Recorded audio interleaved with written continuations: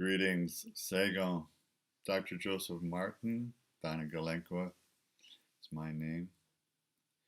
Crazy Horse, Tashunke Witko, as he's known in Oglalla Sioux language, Lakota. A visionary mystic warrior spirit for all people for all times. Now, much has been said, of course, about Crazy Horse. Of all the great native spiritual masters and peacemaker warriors, he may be one of the best known worldwide through the last 150 years or so. And as you know, many people mythologize and create other legends and stories about great people. And this is what we do as human beings, and this is as it is.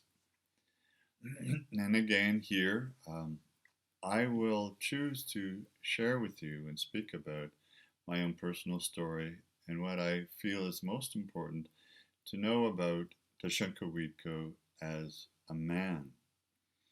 And that would be the fact that he was a man who walked in two worlds. He had visions when he was very young, and we'll get into what his vision quest was about in a wee bit. And he walked and worked and lived in the spirit world, the blue road of spirit, where he was able to constantly see the spirit beings that were there to protect him, to guide him, to anoint him and give him leadership qualities, and also give him the visions of what was to be in the present time while he was alive and in his near future, and what the goals and the challenges of his life would be as he did his earth walk, his good red road earth walk. Now, I've been blessed with the spirit of Crazy Horse since I was a very young boy, and he personally helped me from spirit immeasurably while being a teenager and going through my own troubling times, my own challenges. And while I have been leading traditional First Nations sweat lodges, vision quests, and medicine wheel teaching since 1972, and this is now, as you know, 2014, I've been blessed so much by Tashunke Witko and many other great native spiritual masters, teachers, visionaries, leaders, and peace and war chiefs. Tashunke Witko is absolutely, for certain, one of those great souls and beings who came from the spirit world for a time of great change on Turtle Island. We know that there are many facts that we're uncertain about in terms of perhaps mostly his birth, the date and the time and the year of his birth. And here I want to make an aside, a very important note. Facts are facts, and they're just pieces of information that can be used or misused by anyone. What we really want to go for when we're looking at anything in the world is the heart of the matter, the spirit of the matter. We're not looking at facts so much as we're looking for the heart truth as a human being. So we are thinking that he may have been born anywhere from 1838 to 1945. We do know that he was murdered by one of his own men, or a series of couple of men, on September 5th in 1877, which if you've just watched the Inmatu Yalatkit Chief Joseph video, you realize that in fact that was a troubling time that year for all the First Nations on Turtle Island. Crazy Horse's father was called Crazy Horse. In fact, it is said that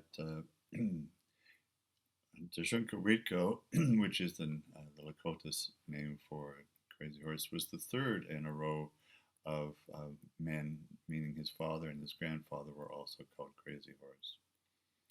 When Crazy Horse was born, though, his dad took the name Worm, and he took on the name Crazy Horse, although as a young boy, his mother, whose name was Rattling Blanket Woman, who was a Minneconjou Sioux, maybe some Brule as well, gave him the name of Cho-O-Ha, Cho-O-Ha, which means in the wilderness among the trees, symbolically stating that he was one with nature. His mother, also Rattling Blanket Woman, also called him Curly, and the reason for this was that his hair was a little lighter in color than the other native men in the tribe, and also a little curlier, which may suggest, just only may suggest, that he may have a birth going back in the lineage with other different lineages as well.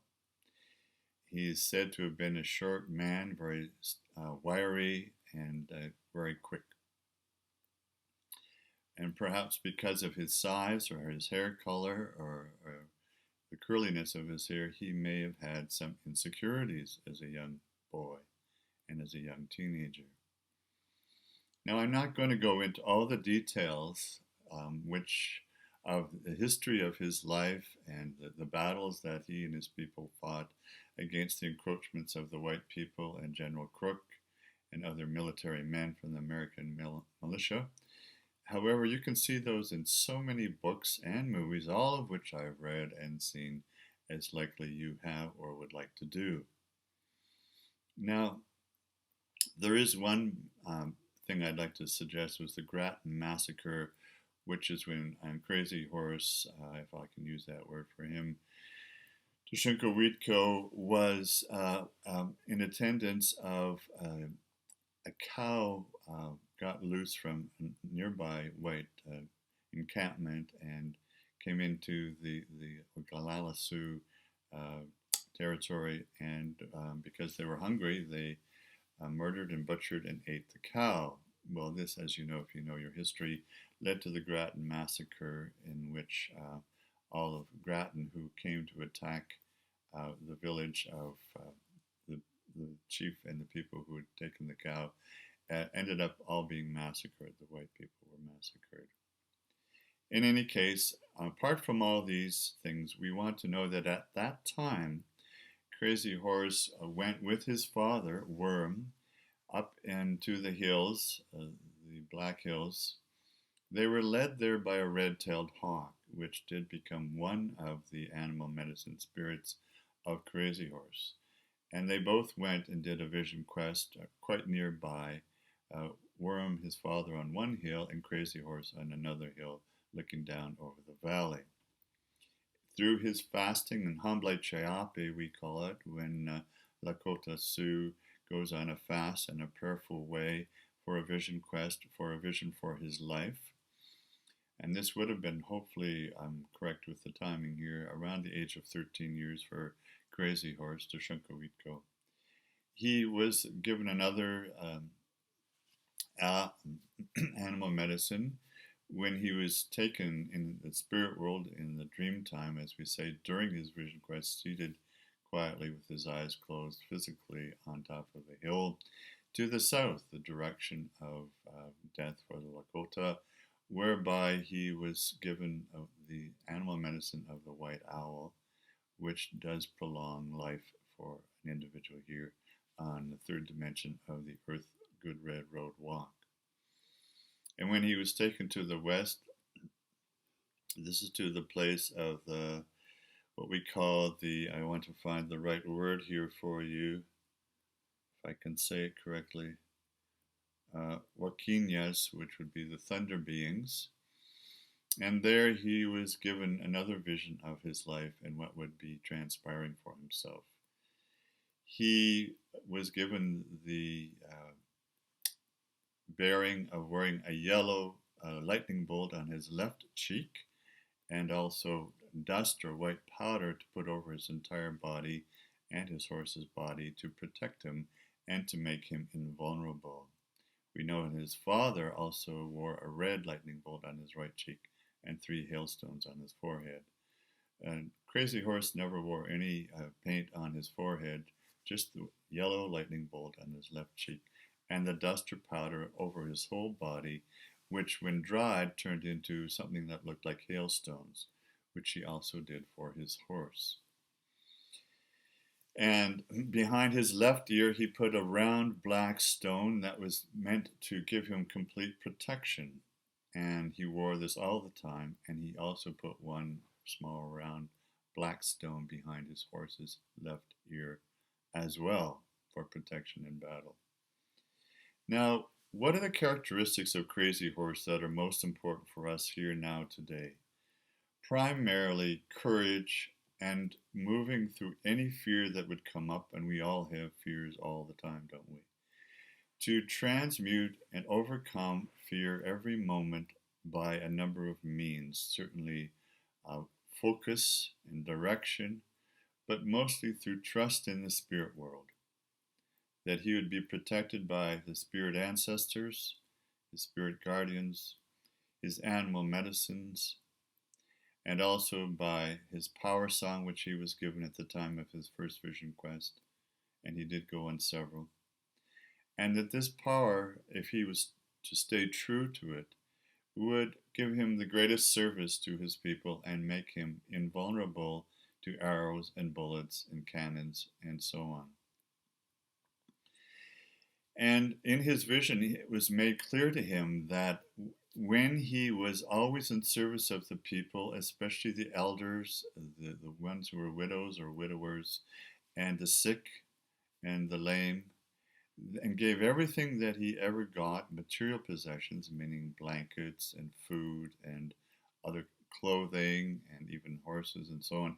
If he always kept giving this away and a continuous, what we call giveaway, that he would always be invulnerable.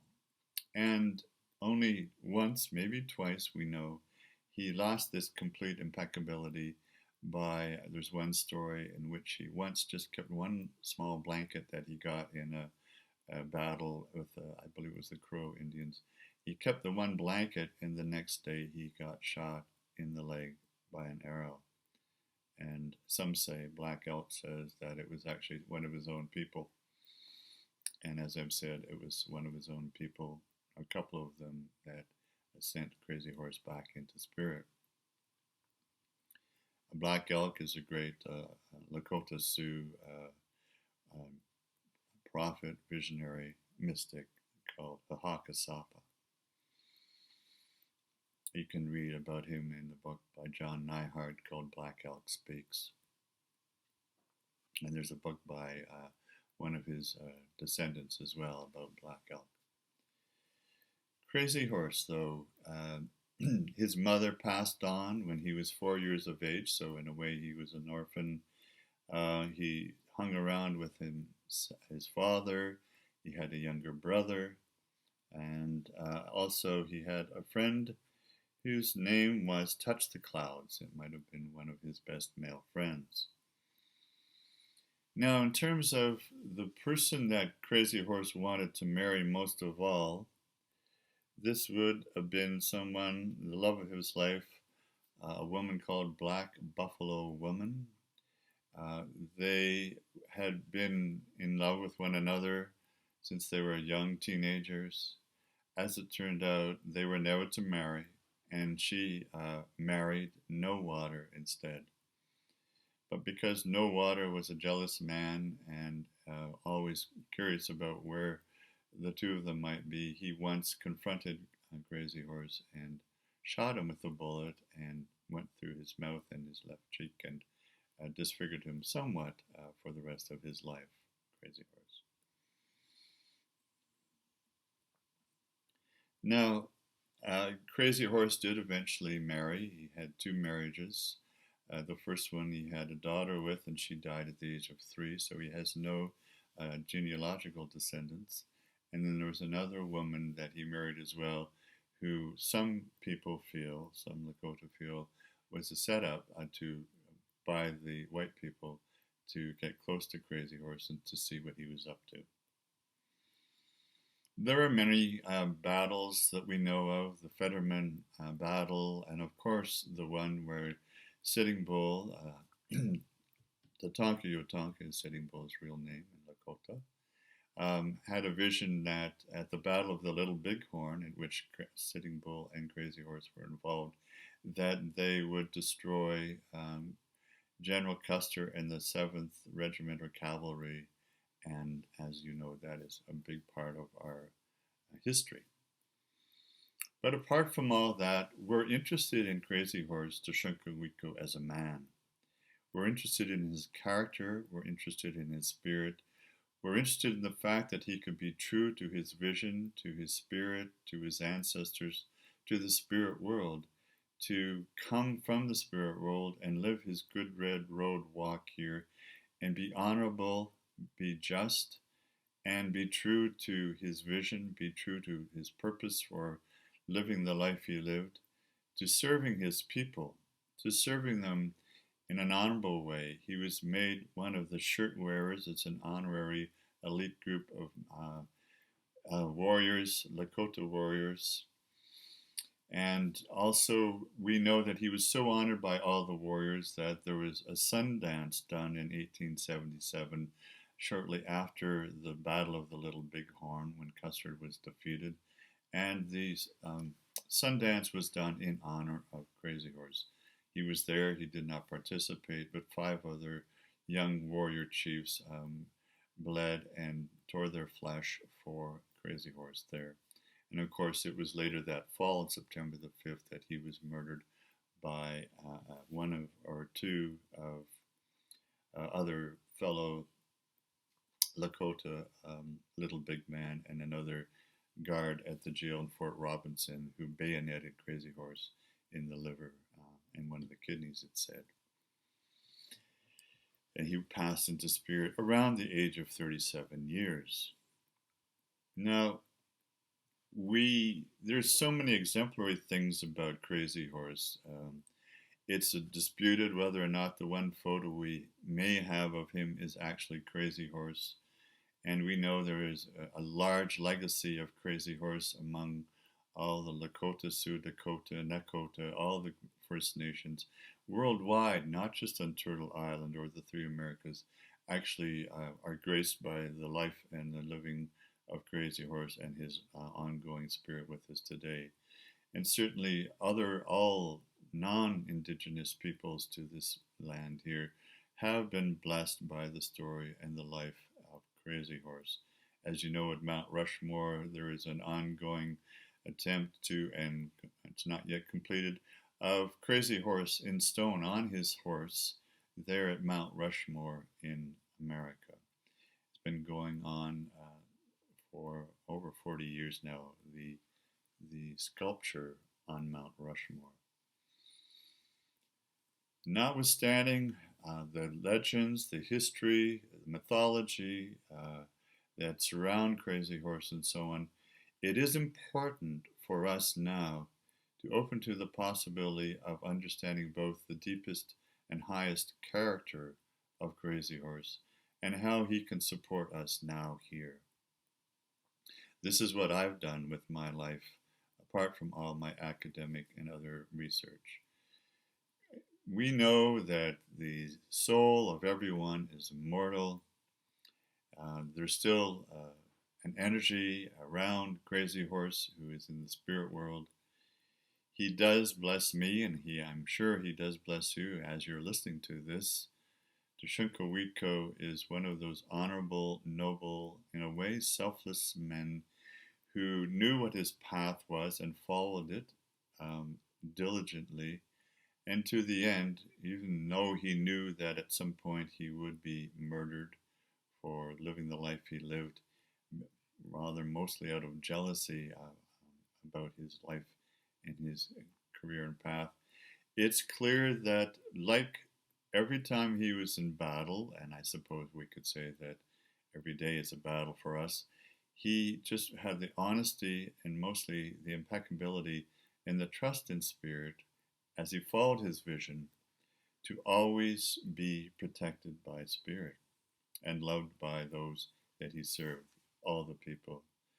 So, riding forth on your daily battle as you move around the world and in your day, you can call on the spirit of Tashunke Witko, Crazy Horse, and open to doing your own vision quest, both when you're young, in your teenage years, and at any age, to find that meaningful, purposeful vision that is your spirit quest, that is your direction from the source and our creator, and your gift to all humanity and all our relations, to allow yourself to, with great courage, impeccability, silence, and humility, move forward in love and discipline and courage to accomplish all you can accomplish, mostly by being the honest, open heart, the good heart, and the love you are.